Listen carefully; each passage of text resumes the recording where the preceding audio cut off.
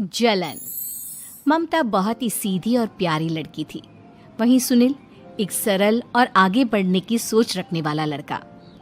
सुनील, बेटा सुनील कहाँ है? अरे जरा एक गिलास पानी तो दे दो। हाँ माँ, अभी आया। क्या माँ, पानी तेरे सर के पास ही तो रखा है, क्या हो गया है? तबीयत खराब है क्या? अरे नहीं नहीं, वो उठने का मन ही नहीं कर रहा था, तो देखा ही नहीं। वैसे क्या कर रहा है? यहाँ बैठ ना मेरे पास। माँ पढ़ रहा था। वो क्या है ना, नौकरी में तो वक्त नहीं मिलता, अब ऑफिस से घर आकर ही तो वक्त मिलता है। अच्छा अच्छा ठीक है, पढ़ ले जा बेटा। सुनील पढ़ लिख कर और आगे बढ़ना चाहता था, लेकिन माँ की तबीयत खराब देखकर सोचता है कि शादी ही कर ले। कब तक माँ का ख्याल वो अकेले रख पाएगा?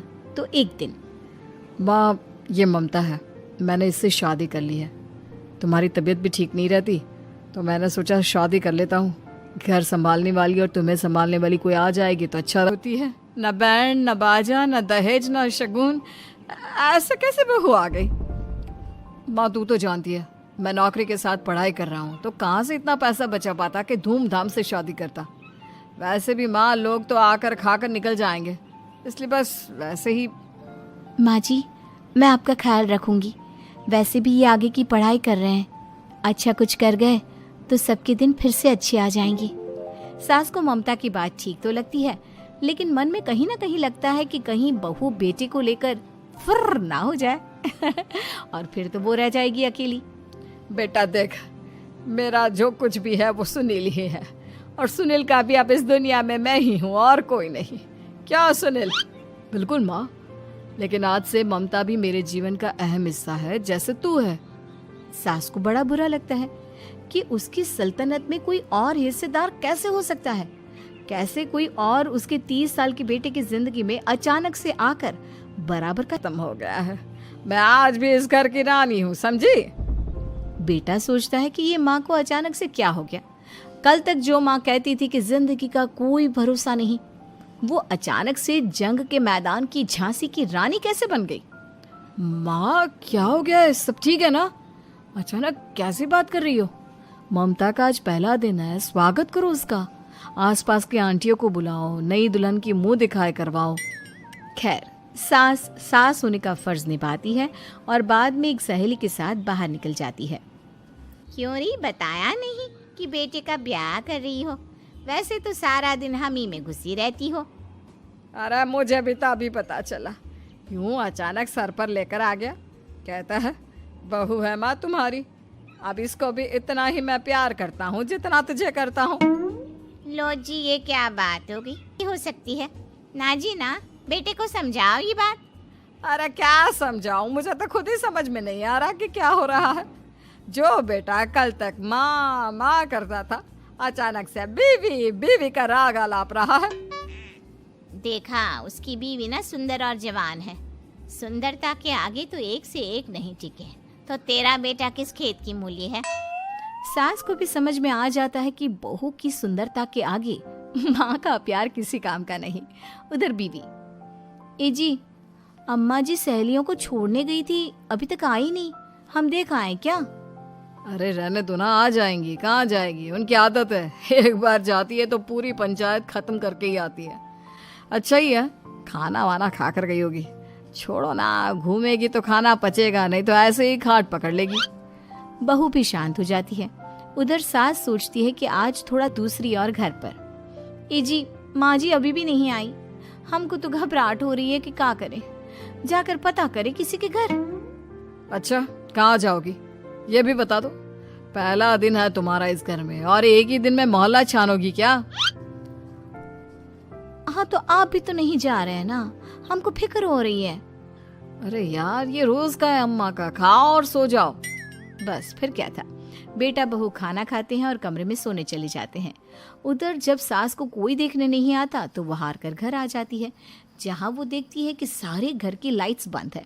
सास को गुस्सा आता है, बहू, ममता बहू कहाँ हो? लेकिन सारे दिन की थकी बहू को ऐसी नींद आती है जैसे किसी ने भांग की गोली खिला दी हो। वो तो नहीं उठती, उठकर आ जाता है बेटा।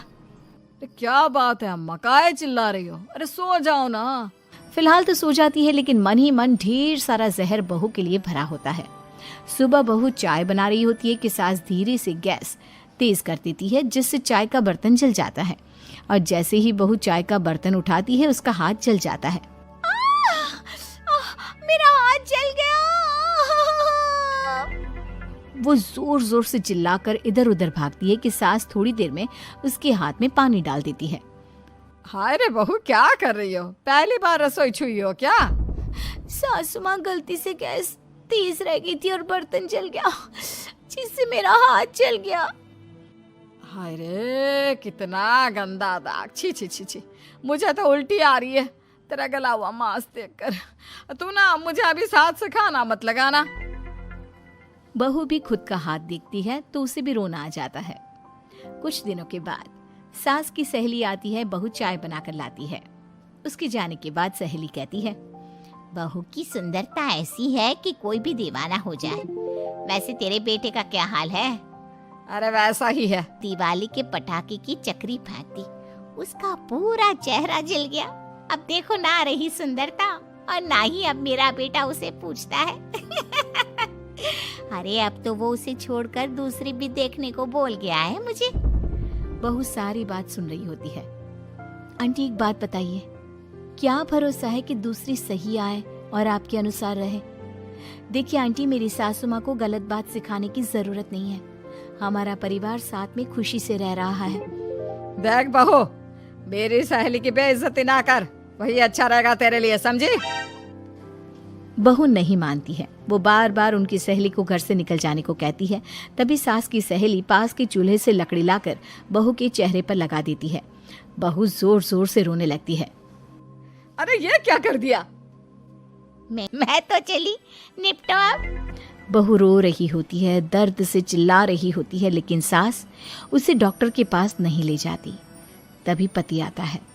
क्या हो गया ममता? ये दाग कैसे लगा? तुम कैसे जली? ममता कुछ नहीं कहती, बस दर्द से करा रही होती है। पति माँ की तरफ देखता है। हो ना हो माँ, ये पक्का आपका काम है। आप ही ममता से जला करती थी ना। देखना माँ, अब पुलिस आएगी, केस बनेगा, लेकिन पहले मैं ममता को अस्पताल लेकर जा रहा हूँ। सभी अस्पताल जाते हैं, जहाँ डॉक्टर ममता की सास से कहते हैं,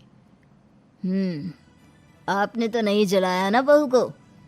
अब ममता की सास के तो पसीने छूट रहे होते हैं। वो घबरा कर कहती है, ना ना डॉक्टर साहब, कैसी बात करते हैं?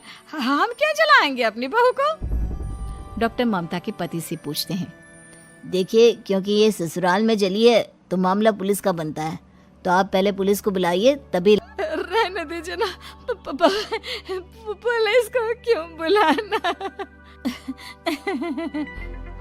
सारी हंसी खत्म हो जाएगी जब पुलिस के डंडे पड़ेंगे। बहू को जलाना भले ही बहुत आसान हो, लेकिन उसके बाद सारी जिंदगी जेल की हवा खाना। सास डर जाती है। पुलिस आती है।